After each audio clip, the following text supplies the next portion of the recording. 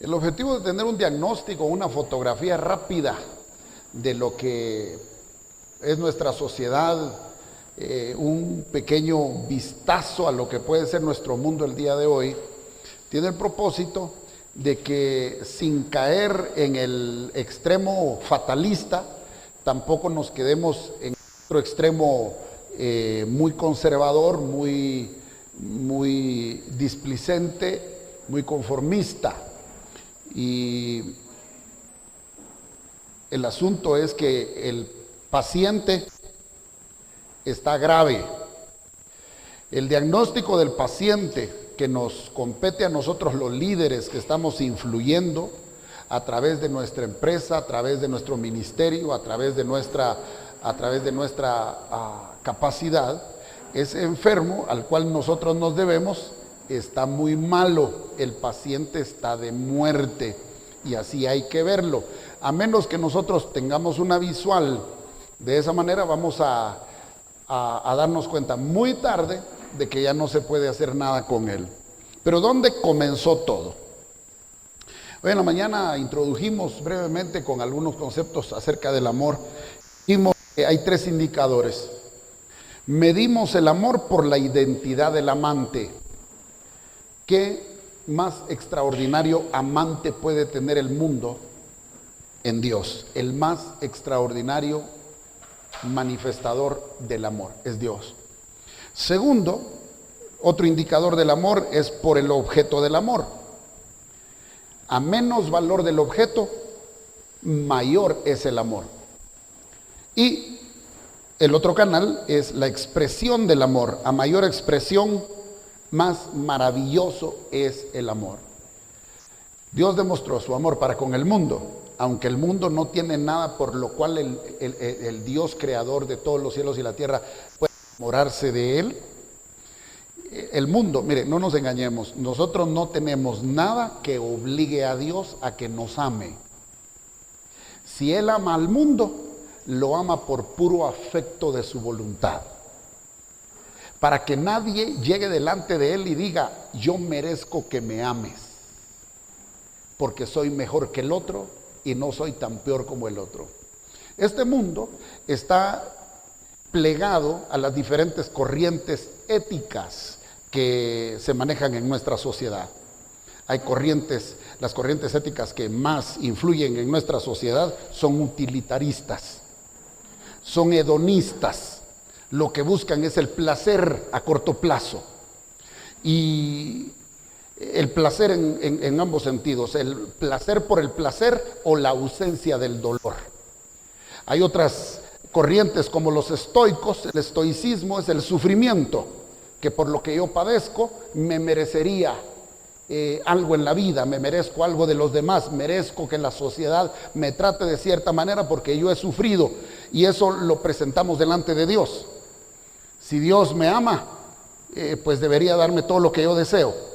Y si Dios existe, ¿cómo es posible que hayan niños con hambre en el mundo? ¿Cómo es posible que hayan guerras?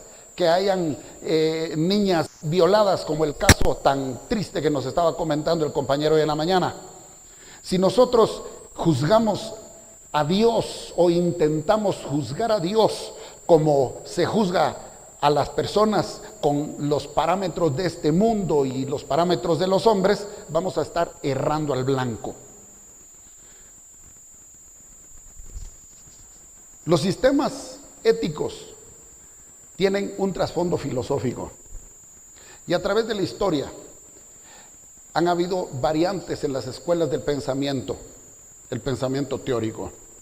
Y el día de hoy se ha introducido en la mente, especialmente en nuestro mundo occidental, estamos nosotros bien influidos por el pensamiento griego, un sistema de pensamiento griego. Somos utilitaristas, bastante hedonistas. Lo que vimos en los periódicos lo demuestra, y eso se ha introducido hasta la iglesia.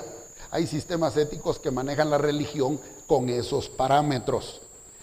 Entonces, nosotros debiéramos de ver el mundo y la situación del mundo desde el punto de vista como Dios lo ve, como Él lo creó, cuál fue su diseño.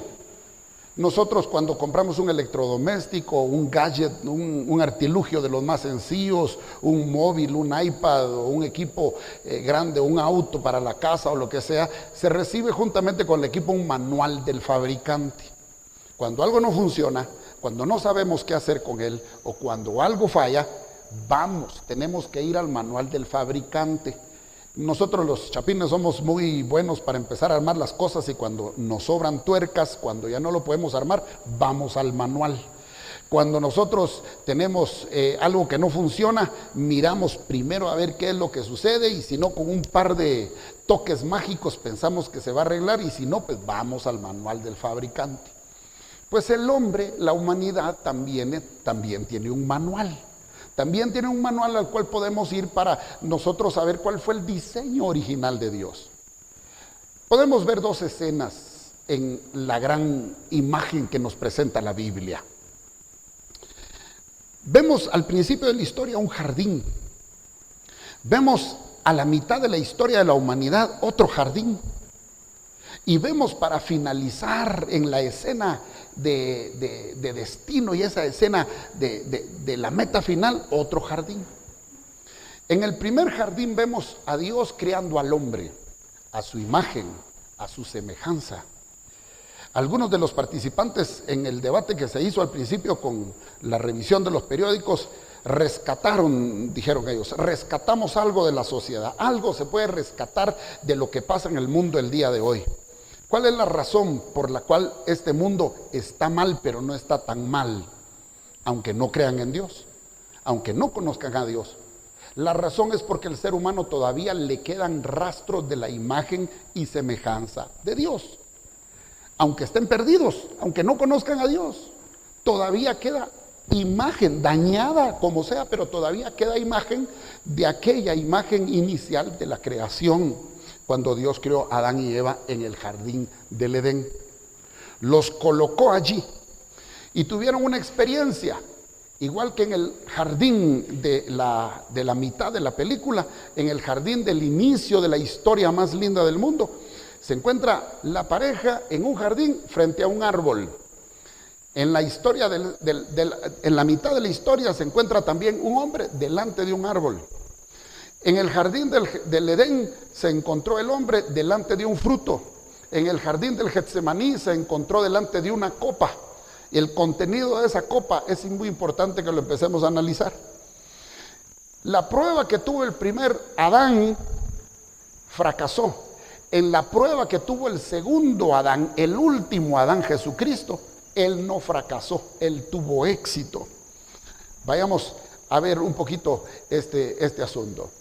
En 1 Corintios capítulo 15, el apóstol Pablo dice que por el primer Adán el género humano está muerto. Ahí mismo dice también que el segundo Adán es el que trae vida. El primer Adán es el padre de todo ser humano. El segundo Adán es Jesucristo, el que nos da la vida eterna y una nueva creación. El diseño de Dios al crear al hombre fue que el hombre viviera en este mundo, lo administrara y lo disfrutara en comunión con él. Se dice que al principio el hombre y la mujer andaban desnudos con él, delante de él, no se avergonzaban, no tenían sentido de culpa. Había una relación profunda, estrecha y permanente con Dios. De todos los árboles del campo le dijo Dios que podían comer, pero le dijo solo de uno no.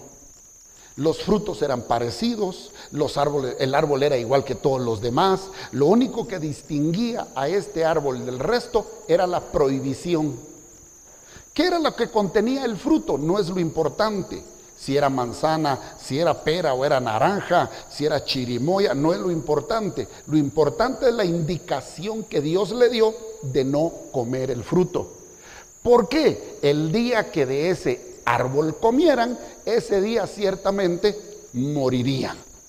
Lo importante del fruto, lo importante de la prueba delante de ese árbol, era que el hombre iba a estar en la posición de decidir obedecer a Dios o desobedecer a Dios.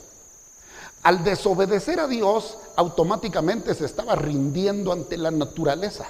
Automáticamente estaba rindiéndole más autoridad a sus sentidos y le estaba haciendo más obediente a su placer. De hecho, dice la Biblia en Génesis que el fruto era agradable a la vista, era delicioso al paladar y era, dice, un fruto por el cual se alcanzaba sabiduría. En la primera carta del apóstol Juan dice que lo que al hombre permea en este tiempo, en este siglo, son los deseos de los ojos, los deseos de la carne y los deseos de la vanagloria. Esos mismos tres deseos que hubo en Adán están todavía en el presente. Y en los trabajos que ustedes hicieron hoy en la mañana al revisar los medios, se puede resumir que persisten en nuestra sociedad los deseos de los ojos, la vanagloria de esta vida y los deseos de la naturaleza humana, el placer a corto plazo, sin importar el costo, sin importar el precio. Dios hizo al hombre con el objetivo de que pasara con él la eternidad y que vivieran en comunión perfecta. La prueba fue delante de ese árbol. Interesante que la serpiente no vino directamente al hombre. No se le presentó al hombre en primer lugar para hacerlo pensar o para engañarlo. Vino a la mujer.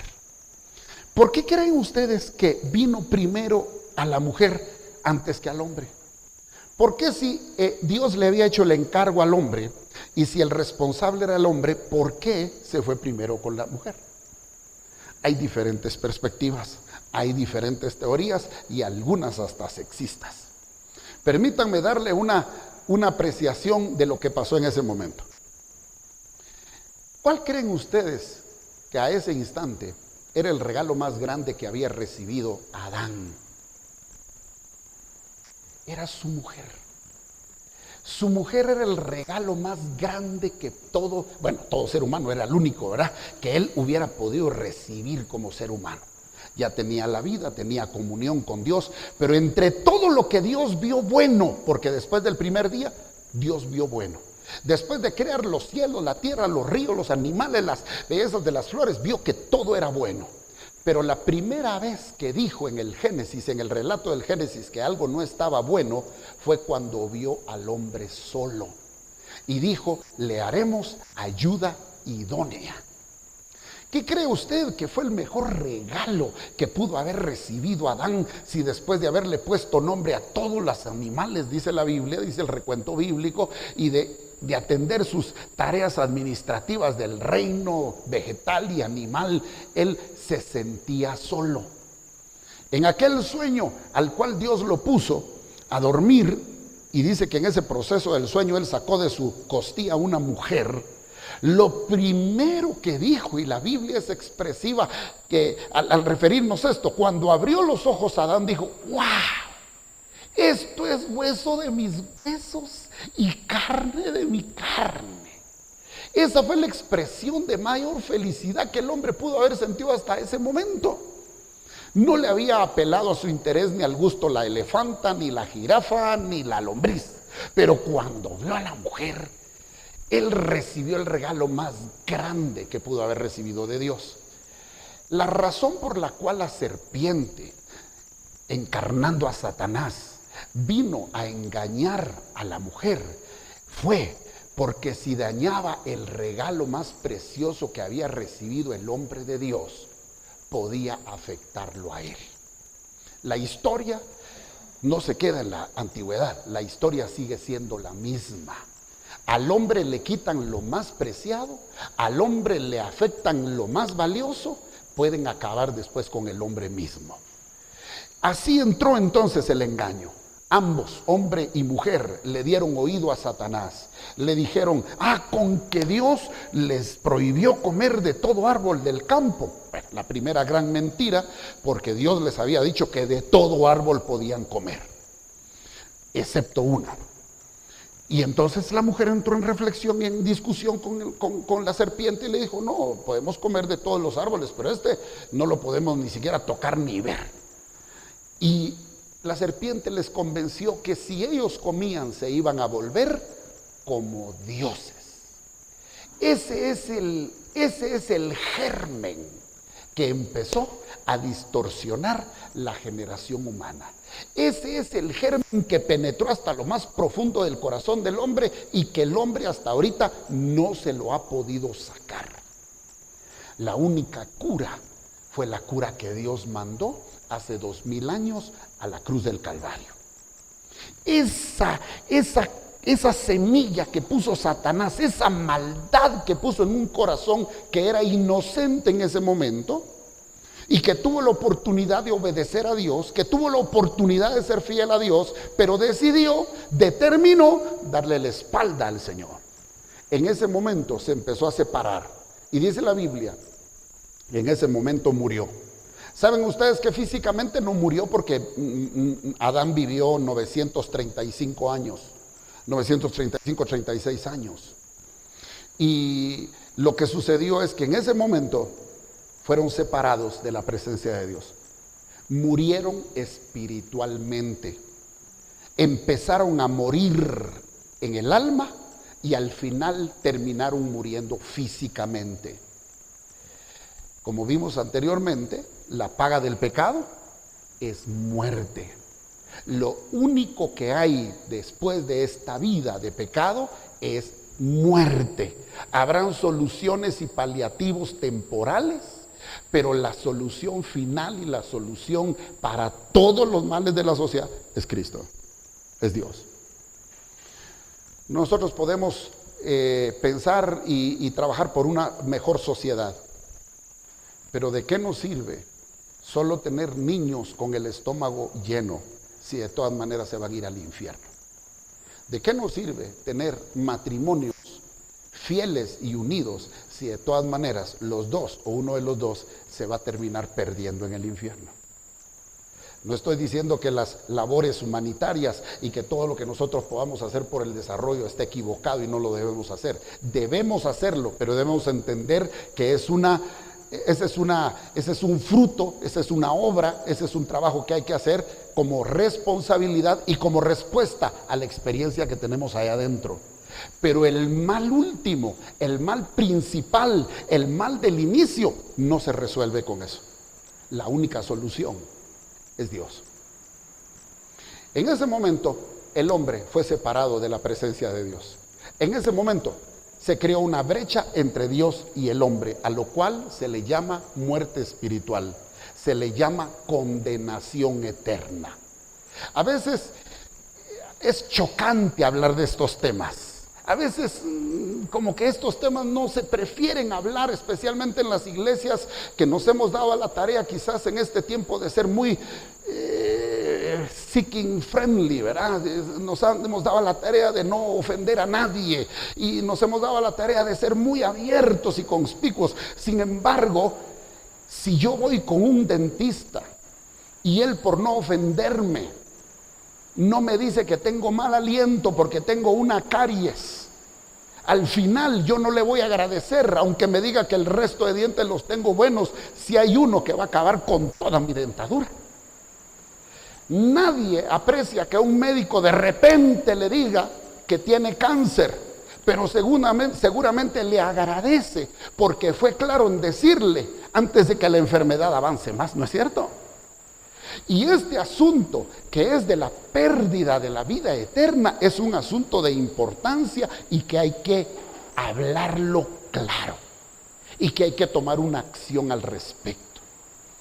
Por supuesto que a veces las personas son no muy ortodoxas cuando hablan del tema y le dicen a medio mundo: estás perdido, sos una hija del diablo, sos un pecador. No, nosotros no estamos llamados a decirle a la gente de qué se va a morir. Lo que estamos haciendo es estudiar cuál es la condición en que está el ser humano, porque nosotros tenemos la solución y la solución se llama Jesucristo. Pero tenemos que entrarle al tema de una manera real. No podemos decir que esta sociedad está condicionada a ciertos factores como dicen los naturalistas. Ni siquiera podemos caer en el juego de los existencialistas que llegan a ser fatalistas y decir: aquí ya no se puede hacer nada. Ni podemos decir como los idealistas que de algún lugar va a salir la solución. Aquí lo que tenemos que hacer es volver a las raíces y ver que lo que sucedió en el primer jardín tuvo resolución en el segundo jardín. El primer hombre falló al encargo de Dios, pero Jesús, el último Adán. ¿Por qué se le llama el último Adán? Porque ya no hay necesidad de otro. Es el segundo Adán porque es el que viene después del primer Adán. El segundo Adán igualmente en el jardín del Getsemaní tuvo la misma prueba. El primero vio enfrente un fruto, el segundo vio una copa. El primero se comió el fruto, el segundo solo de ver el contenido en la copa era repulsivo para él, porque él en su naturaleza divina, en su naturaleza santa más bien, porque era humano, en su naturaleza santa, él no podía encontrar algo que se inclinara para poder beber esa copa. Y por eso es que en más de una ocasión le dijo al Padre, si esto fuera posible, que pase de mí esta copa. Algunos creen que la copa se refiere al sacrificio de la cruz y que lo que en algún momento hizo titubear a Jesús fue el dolor, el sufrimiento de la cruz en el Calvario. Sin embargo, yo creo que lo que a él lo hizo reflexionar y decirle, Dios, si fuera posible que pase de mí, yo no quiero beber eso, era la pecaminosidad del mundo.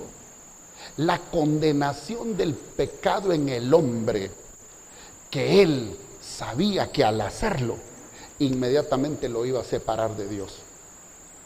Pero él, luego de decir, Señor, si esto fuera posible que pase de mí, él dijo, pero no se haga conforme yo quiero, que se haga conforme a tu voluntad. Y la Biblia relata que él tomó la copa.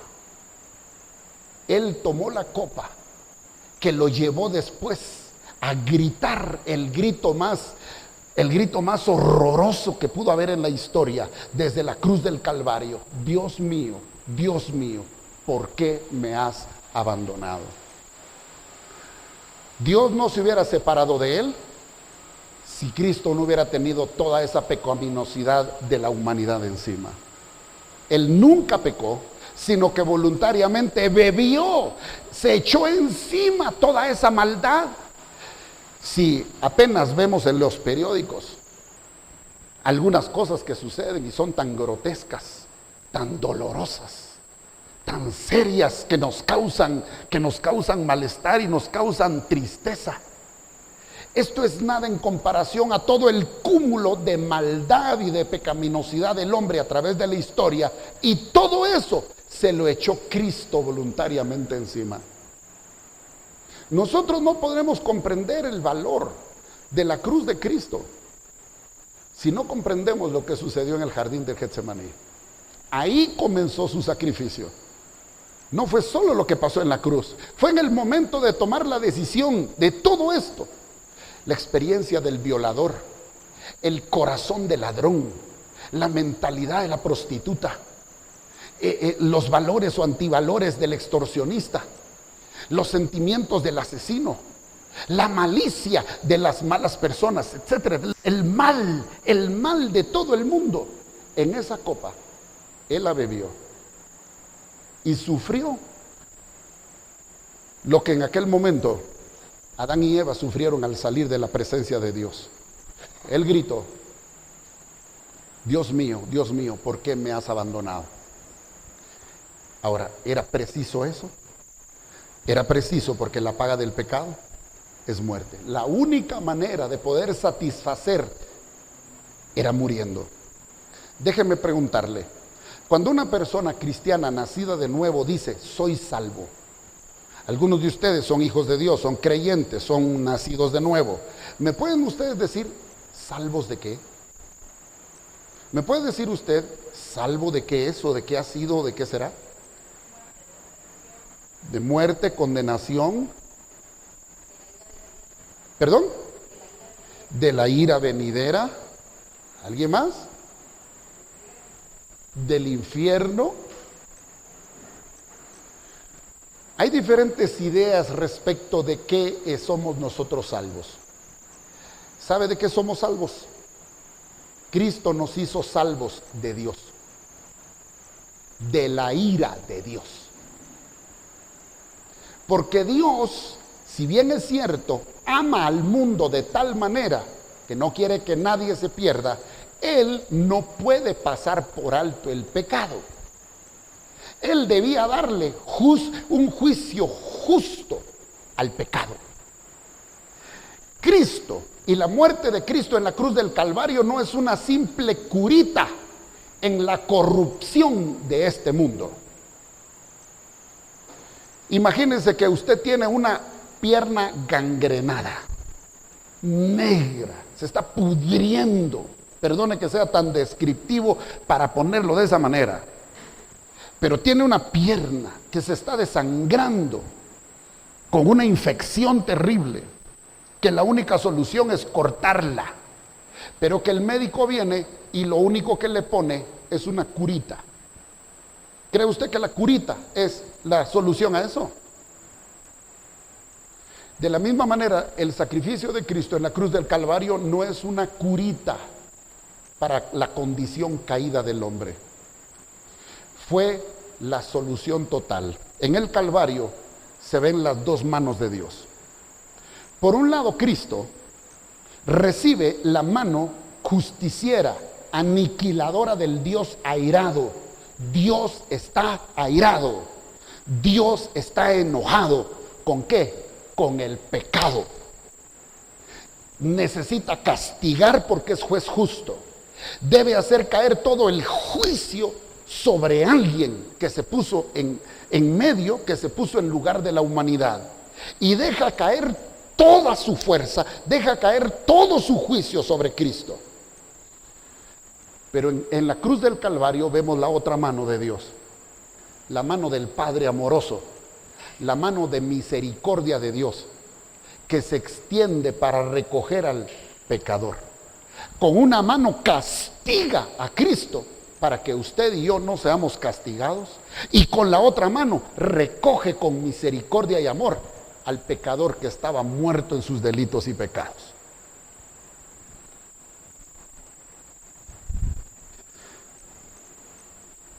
Quiero animarles que si tienen una pregunta, no esperen al final, sino que levantan la mano y me hacen las preguntas que ustedes consideren del tema, con toda confianza.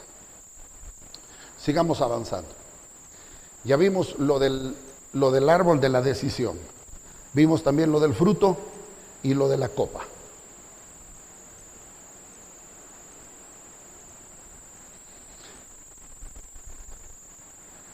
En la Biblia se le conoce como la parábola del hijo pródigo. Algunos le llaman la parábola de los dos hijos. Otros le llaman la parábola del padre. Nosotros la vamos a ver hoy como la parábola de los tres hijos. Ustedes saben que uno de los hijos quería su herencia.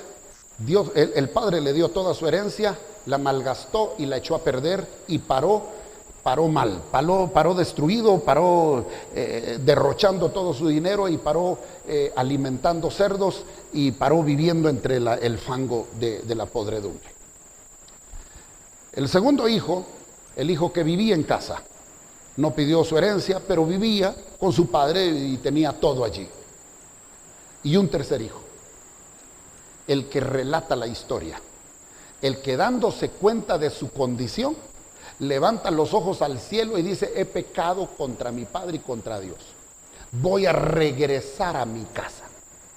Y cuando este hijo regresa, el padre le sale a abrazar, lo besa, hace una fiesta, le pone un vestido nuevo, calzado nuevo, le pone anillo, le devuelve la identidad y hacen un festín. Y dice: este mi hijo que se había muerto, ahora vive. Este mi hijo que se había perdido, ha sido encontrado.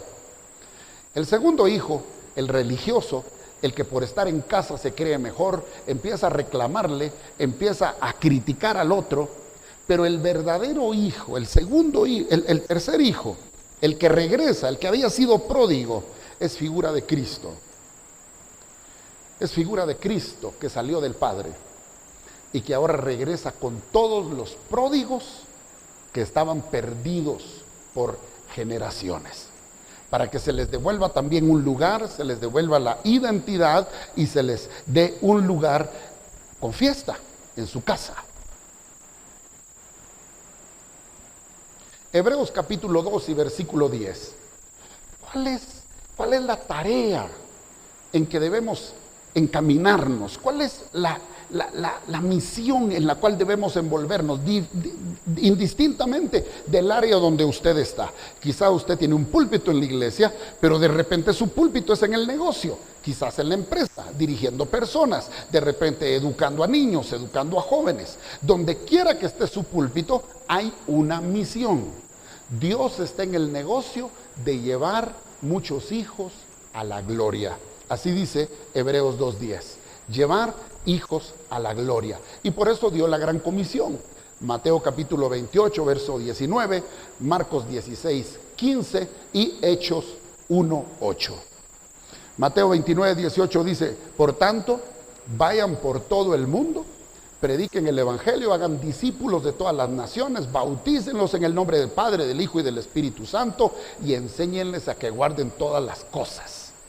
Marcos 16, 15 dice, el que creyere y fuere bautizado. Dice, ahí tenemos nosotros que predicar el evangelio para bautizar, hacer discípulos. Hechos 1:8, y recibiréis poder cuando venga sobre vosotros el Espíritu Santo y me seréis testigos hasta lo último de la tierra. La tarea que hoy nosotros tenemos como hijos de Dios, como iglesia, como líderes, indistintamente donde nos estemos nosotros desenvolviendo, es llevar hijos a la gloria de Dios. Predicar el evangelio y hacer discípulos. Algunos dirán que ser cristiano debiera ser más un estilo de vida, que no hay por qué tanto estar predicando, que es mejor ganarse a la gente con el ejemplo. Permítanme disentir de eso y perdónenme que les diga, pero la Biblia en ningún lugar dice que con nuestro buen ejemplo vamos a ganar a nadie para Cristo Jesús. La Biblia dice que Dios escogió la locura de la predicación para salvar a sus elegidos. Uno tiene que hablar, señores. Uno tiene que hablar de quién cree, en qué cree y por qué lo cree.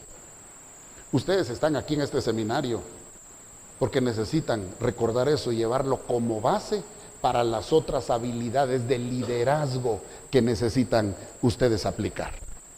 Si no fuera como cualquier seminario de liderazgo o de empresarios no, nosotros tenemos un enfoque, llevar hijos a la gloria. No solo ser mejores ciudadanos, necesitamos llevar ciudadanos a la gloria de Dios. Nosotros no solamente necesitamos paliar las necesidades de los hombres en este mundo, en este tiempo, necesitamos sacarlos del infierno, necesitamos sacarlos de las tinieblas a la luz del Señor. ¿Será eso ser muy evangélico? Yo no sé, pero lo que sí le aseguro es que es ser verdaderamente bíblico. Y la Biblia dice que nosotros hemos sido enviados para predicar el evangelio de nuestro Señor Jesucristo y ponerlo todo debajo de sus pies.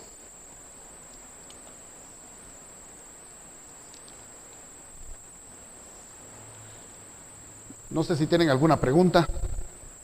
Quiero pasar a otra,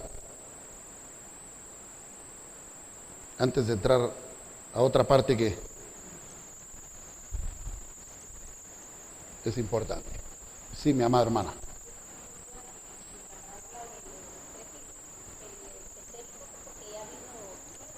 Correcto. El primer hijo es el descarriado, es el perdido. El tercer hijo es el que relata la historia. El que está relatando la historia es el hijo pródigo. Es el tercer hijo. Ese para mí es el tercer hijo. Ese somos nosotros. El habiendo reconocido que estábamos perdidos, mal, necesitados de Dios, regresamos al Padre. Estamos en casa. Somos hijos ahora. Ese es el tercer hijo. Pero es un hijo renovado. Y es que voy con usted, hermano, la historia de la redención es esta. Fíjense muy bien lo que pasó cuando nacimos. Cuando nacimos de nuevo en Cristo Jesús pasó esto. Ya lo voy a explicar en más detalle adelante. Lo que pasó cuando nosotros nacimos de nuevo fue eso. Dice la Biblia en 2 Corintios 5:17 que el que está en Cristo es una nueva, es otra criatura. Las cosas viejas pasaron, todas son hechas nuevas. Lo único que nos queda del hijo de Adán es el alma y el cuerpo, pero ahora somos espíritu por la generación del Espíritu Santo. Estamos en un proceso de santificar nuestra mente, nuestra alma. Y el proceso del cuerpo que va envejeciendo, que se enferma y que muere, un día va a ser cambiado a la gloria de Dios. Somos una nueva criatura. La generación de Adán es la que no tiene a Dios. Nosotros ahora somos de Cristo, ya no somos de la generación de Adán. Pues hermano, yo lo dije porque lo importante es que quede como punto principal. Le voy a decir por qué. Sí y no con lo que está diciendo. Guatemala tiene como el 35% de creyentes. Algunos más entusiastas dicen 45 a 50. Y algunos evangelásticos hasta el 60%. Yo de estadísticas no me llevo. Lo que sí es cierto es que hay bastante creyente. La pregunta me la han hecho muchas veces y en muchos lugares. ¿Cómo es posible entonces que en Guatemala esté la situación como está, habiendo una iglesia tan grande? Y mi respuesta es, imagínense cómo estuviera si la iglesia no estuviera como está. Esto sería invivible, señores. Porque si bien es cierto, hace falta mucho que hacer, hace falta mucho que mejorar, hace falta mucho que cambiar, la situación no estaría peor.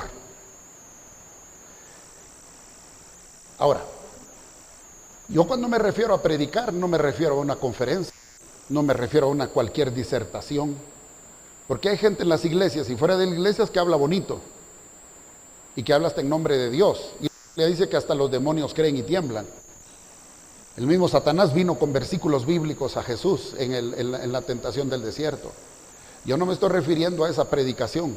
Hay mucha verborrea por todos lados. Yo me estoy refiriendo a la predicación bíblica. Yo no encuentro en ningún texto, a menos que usted me lo muestre, que diga que por el testimonio de uno o de muchos va a haber gente convertida y que se va a salvar. La Biblia es clara en decir que por la predicación, él dice, escogió la locura de la predicación para salvar.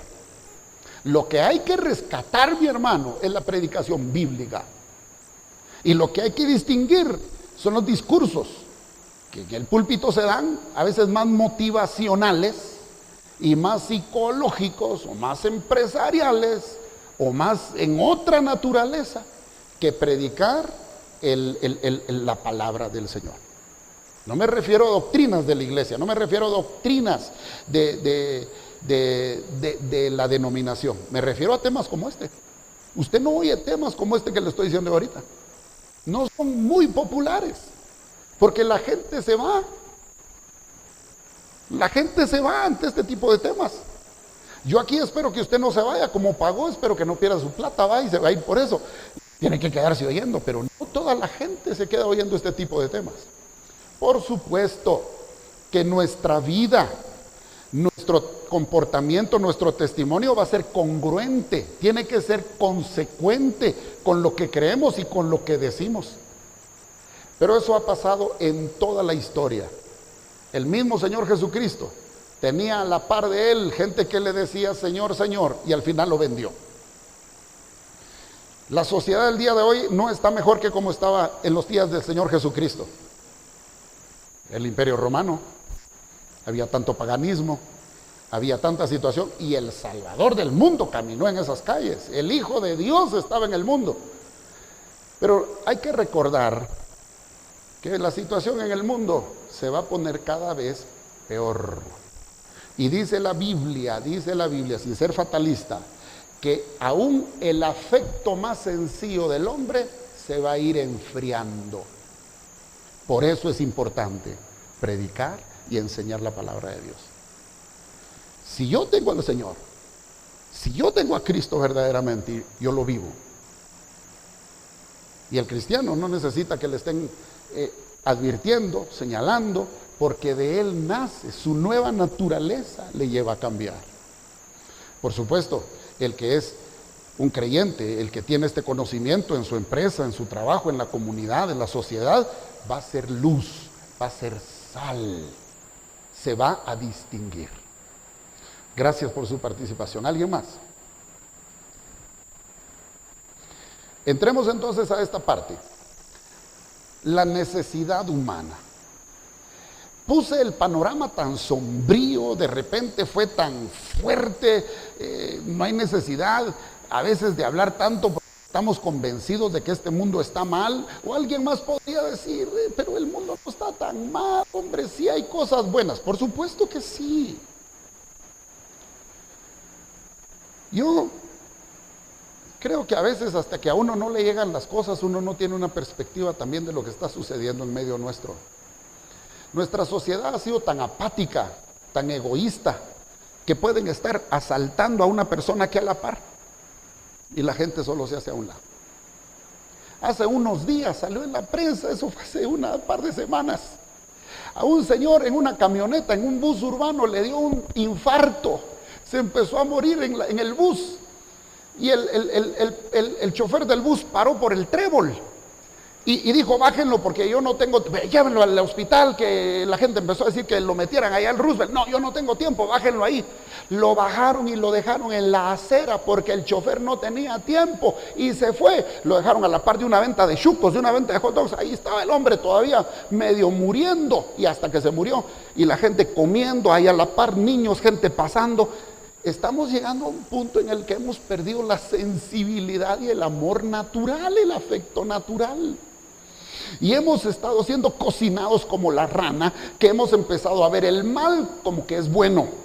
Y a ver lo bueno que hasta hace unos años era bueno, ahora es malo. Nos hemos permeado de cosas que han incidido en nuestra sociedad, en nuestra manera de pensar. Nuestro paciente está muy enfermo. Nuestro paciente necesita que lo veamos que está muriendo. Perdónenme que no esté siendo triunfalista ahorita en esta parte. Ya vamos a pasar a algo más bonito. Pero la necesidad del ser humano tenemos que ponerla en perspectiva. Por cuestiones del proyector no sale todo. ¿Cómo surge la maldad? ¿Qué es la maldad? La pecaminosidad. La maldad es lo opuesto a la bondad. La maldad es todo lo que procura hacer daño, hacer pensar mal, decir mal, hacer cosas equivocadas, errar, estar en zozobra, en todo lo que puede procurar mal. Hechos capítulo 13 y versículo 10 describe lo que es el mal en una persona. Uno de los apóstoles, diciéndole a uno que quería comprar el don del Espíritu Santo, le dice, oh, lleno de todo engaño y de toda maldad, hijo del diablo, enemigo de toda justicia, cesarás de trastornar los caminos rectos del Señor. ¡Ah! Es hablar demasiado crudo, demasiado fuerte, es hablar demasiado grosero.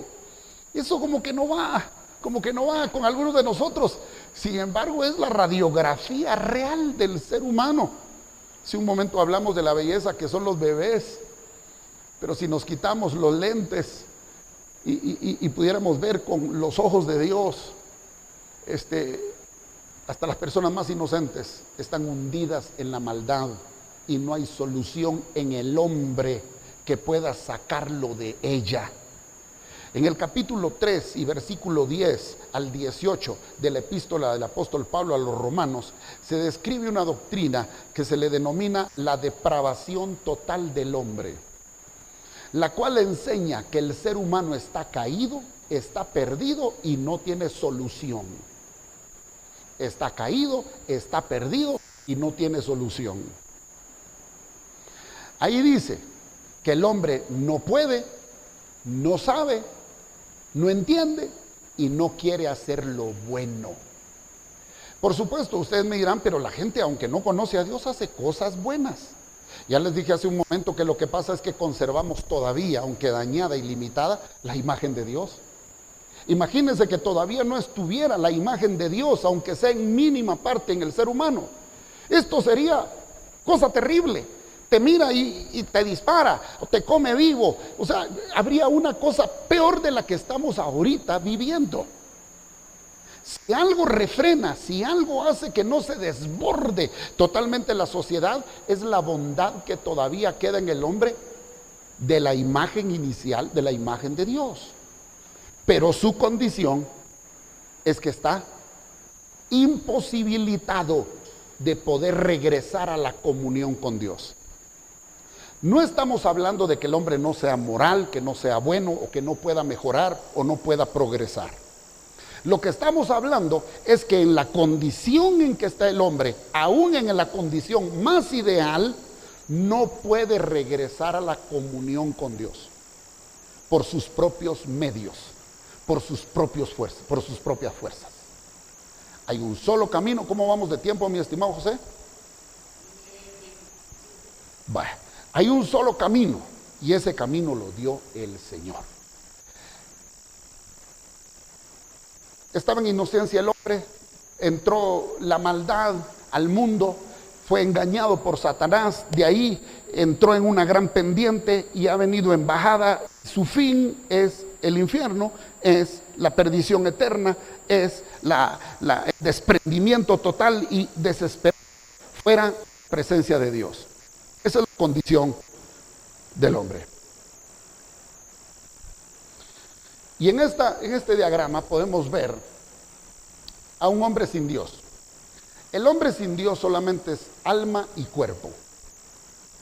La mente, la voluntad, los sentimientos están asentados en el alma. Es la parte donde se conoce, se reflexiona, se toman ideas y decisiones. Es también la parte responsable del hombre. Porque el hombre perdió la comunión con Dios, pero no perdió su responsabilidad delante de Dios. El hombre le entregó el señorío que tenía sobre esta naturaleza y esta creación al enemigo de Dios. Pero el hombre sigue siendo responsable delante de Dios. En el cuerpo se tiene el asiento del mal, de la iniquidad, de la malicia, de la pecaminosidad externa e interna. Hay algo que se llama genotipo y hay algo que se llama fenotipo. El genotipo es la serie de características que hay en los genes, en cada célula de todo ser humano, y que dicta las características físicas de la persona.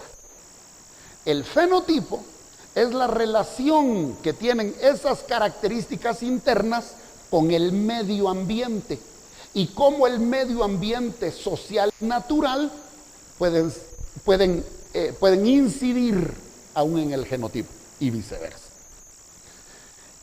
El hombre de adentro ya trae una semilla de maldad. Y el hombre de afuera es condicionado por las diferentes corrientes de pensamiento y las modalidades éticas. Lo afectan de afuera hacia adentro. El hombre entonces es un resultado de la suma de la maldad que trae desde su interior por herencia y de lo que recibe desde niño del exterior.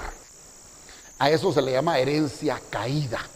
Vimos en Romanos capítulo 3, verso 10 al 18, y entonces con eso podemos decir que entonces hay dos grupos de personas en el mundo.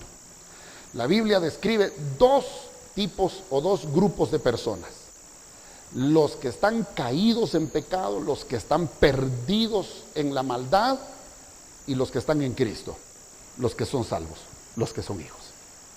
¿Ok? ¿Están por ahí conmigo?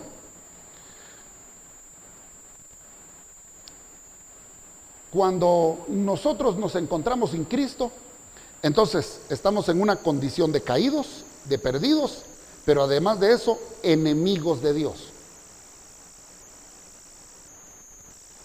Pero ¿cómo es posible que una persona que haga cosas buenas, pero vayamos más allá, cómo es posible que un bebé sea considerado como enemigo de Dios? Es que no es la persona en sí, no es el bebé en sí, es la naturaleza, es la esencia humana sin Dios. La esencia humana sin Dios es enemiga de Dios. Y eso crea distancia, hace brecha. Y la condición entonces del ser humano es estar perdido. ¿Preguntas? Por la hora y el tema es demasiado denso. Pero yo los admiro.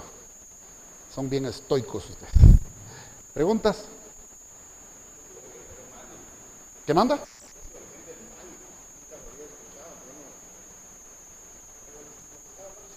Ajá. ¿Cómo es eso? Te explico. Cuando Adán pecó, transgredió la voluntad de Dios, él como representante de la humanidad te tenía ahí en potencia. Es decir, vos tenés hijos. Antes no tenías hijos, pero los llevabas en potencia, ¿no es cierto? Un montón de hijos. Ok. Entonces, Adán nos llevaba a todos nosotros, a todo el género humano en potencia. Y al pecar, no solo en representación de la humanidad, nos hizo a nosotros caer en ese pecado. Pero además de eso, la condición espiritual varió. ¿Por qué? Porque se rompió su relación con Dios. Y él quedó como cuerpo y alma. Y todos sus descendientes heredamos esa condición. A eso se le llama la ley de la imputación o la doctrina de la imputación. Que estoy yo pagando los elotes que él se comió. Estoy pagando yo los platos rotos que él quebró. ¿Ya? O sea, la injusticia, el pecado, la desobediencia en que cayó Adán, me es también a mí asignada, porque tú podrías decir, pues yo no estuve ahí, pues, a mí que me cuenten, pero yo no estuve ahí. Pero sí estuvo tu padre. Ahorita vamos para ahí. Fíjate, ves.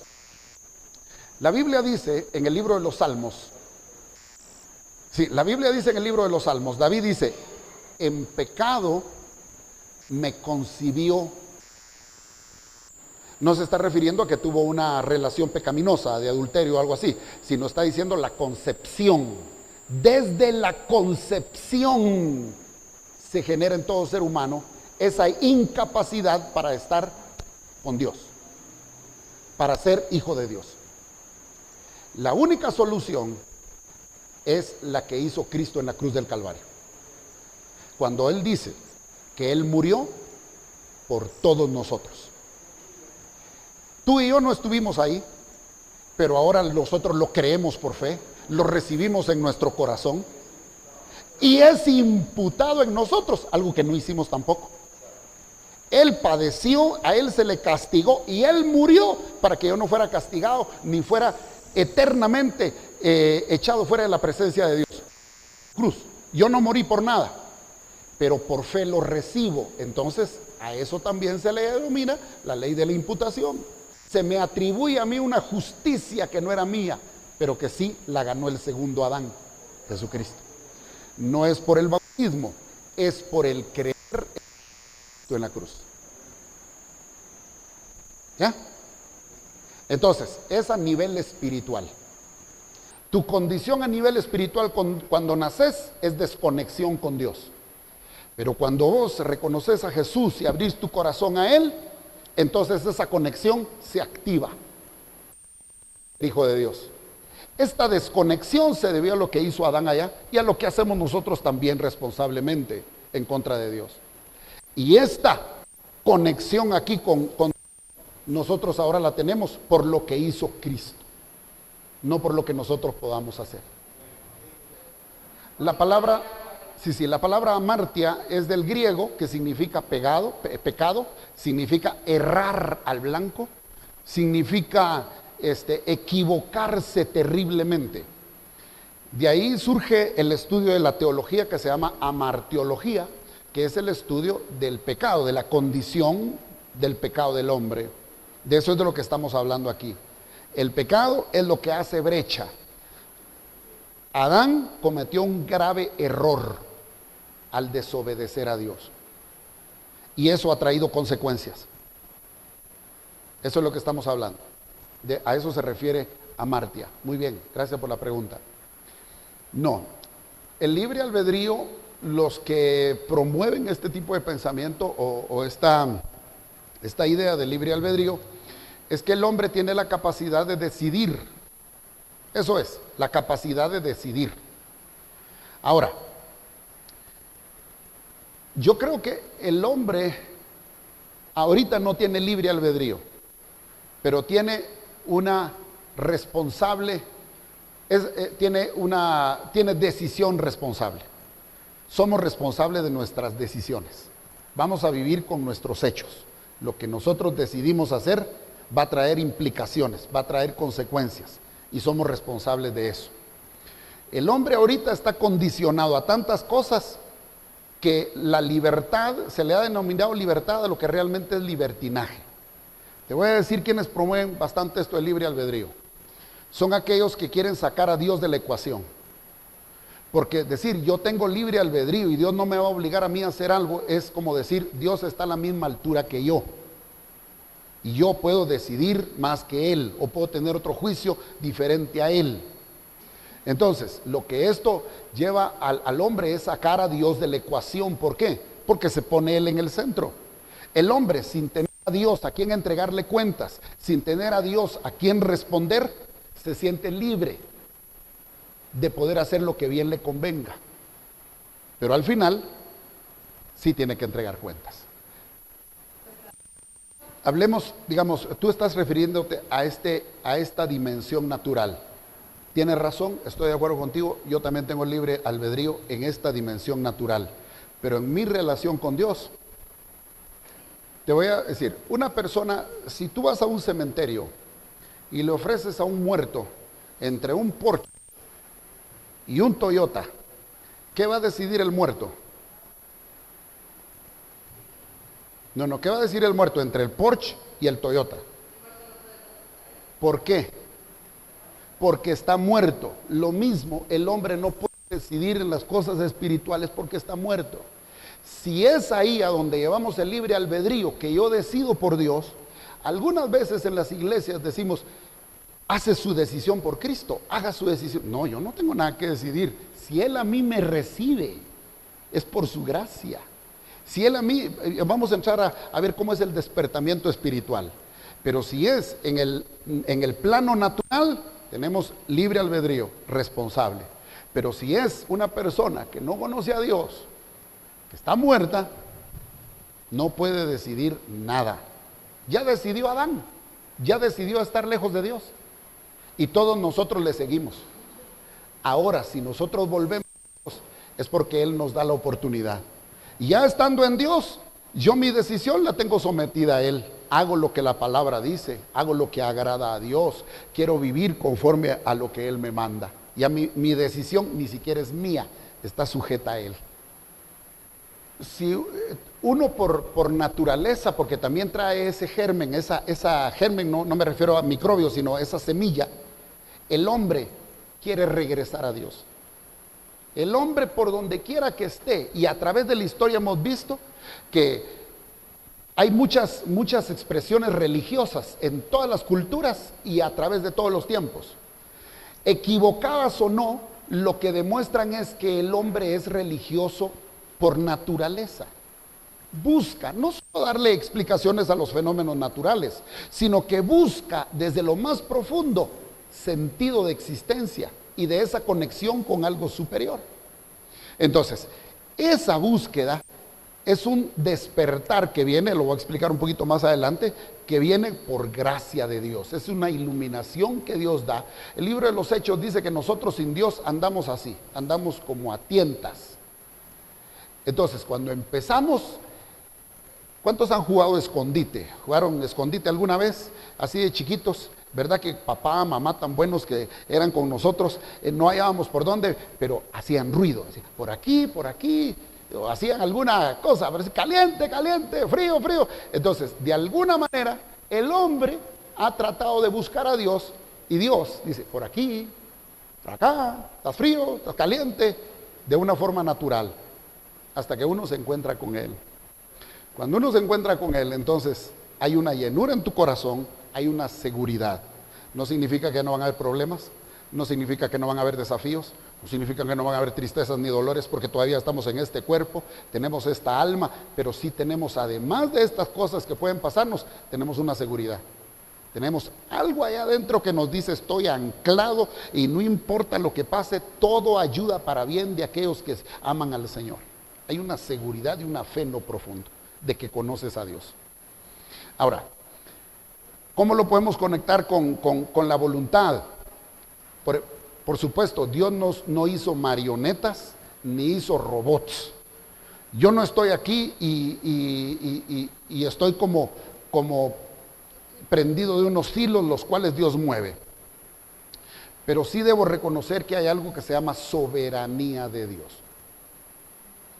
Sí debo reconocer de que si yo estoy aquí es por la voluntad de Dios. No puedo decirlo tampoco, es porque Dios me permitió, porque Dios a mí no me permite nada. Si yo estoy aquí es por su voluntad. Yo reconozco que no se mueve la hoja de un árbol sin su santa voluntad. Llegar a este tipo de pensamiento a veces parece un poquito chocante, porque a uno le gusta tener la sartén por el mango. A uno le gusta tener el timón en las manos, a uno le gusta sentirse dueño de su destino. Y no está malo el que uno quiera hacerse cargo de su vida y tener responsabilidad por ella. Pero cuando uno reconoce que hay un Dios todopoderoso, que creó los cielos y la tierra, que yo soy humano y estoy en la tierra y tengo necesidad de Él, yo reconozco quién manda y quién tiene el timón. Buenísima pregunta, gracias Luis. También la pregunta la podríamos llevar al punto de qué pasó con los mayas o con aquellas generaciones antes de Cristo o con aquellos que nunca van a oír al Señor. Bueno, la Biblia nos dice que Dios se revela, les dije a ustedes Hebreos 1:1, ¿verdad? Dios se revela desde hace mucho tiempo de muchas maneras. Nosotros la manera que tenemos es el Evangelio. A través de Cristo podemos conocer a Dios. A eso se le llama revelación especial. Es la revelación que viene en las Escrituras y por el conocimiento de Cristo conocemos a Dios. Pero la gente que no tiene el Evangelio, que nunca le llegó, a ese niño de la selva, a esa juventud, toda esa generación, se les manifestó Dios por medio de la naturaleza y por medio de la conciencia. Romanos, te aconsejo que leas la carta a los Romanos, capítulo 1, capítulo 2 y capítulo 3. Y dice que Dios revela su infinito poder y lo invisible de Él a través de las cosas creadas. Y todo da testimonio también adentro de su corazón, de tal manera que nadie tiene excusa. Exactamente, Dios toma la iniciativa. A ti, en un mundo lejano, nunca tuviste acceso a la palabra de Dios, al Evangelio. Entonces Él tomó la iniciativa de hablar a tu corazón, de hablar a través de lo creado, y ahí tú lograste una conexión. Les voy a hacer una pregunta. Bueno, ¿qué manda? Son salvos. Lea Romanos 1, 2 y 3. Dice la Biblia que el que no tiene la ley de Dios será juzgado sin la ley de Dios, sino con la ley natural, con lo que a él le fue revelado, con lo que él tuvo a su disposición. Nosotros recibimos una revelación a través de la Escritura, conforme a esta revelación que recibimos, conforme a eso vamos a ser juzgados, responsabilizados. Cada uno con la luz que recibió.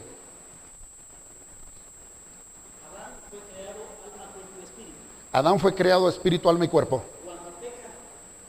Perdió su espíritu. Su espíritu murió. Lo que hizo fue morir espiritualmente. Bueno, desde el momento en que cayó, dice, desde ese día ciertamente morirás.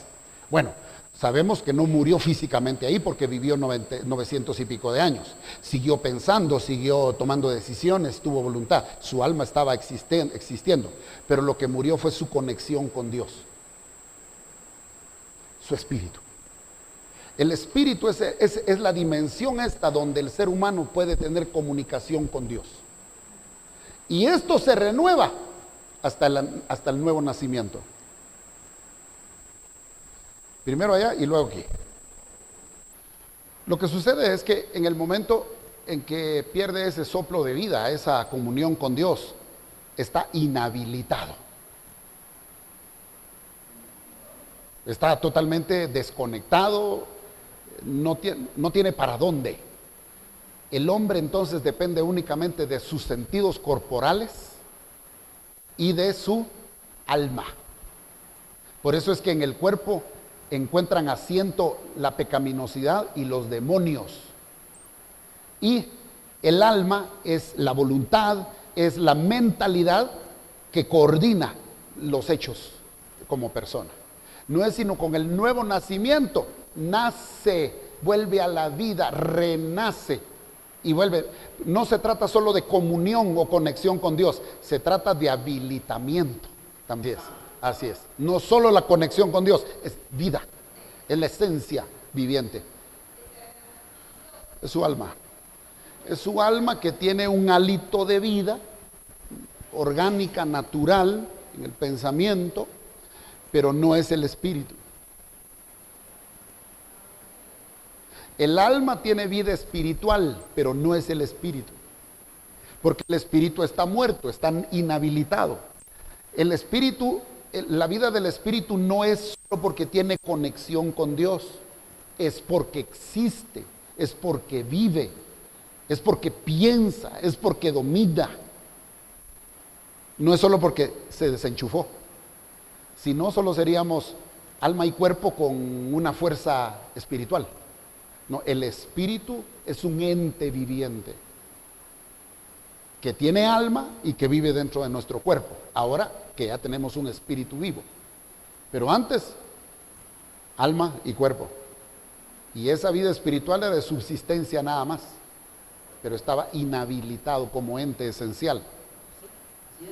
Da vida al espíritu que estaba muerto. O sea que, ahorita voy a explicar ahí que pasamos de 2 a 3. ¿Ese espíritu original que tenía Adán no es el Espíritu Santo? No. El Espíritu Santo es el Espíritu de Dios. El espíritu que perdió Adán era el espíritu humano, su esencia humana. El espíritu es la esencia. Tú no eres el cuerpo que vemos, ni tu área mental psicológica, es la esencia de tu ser.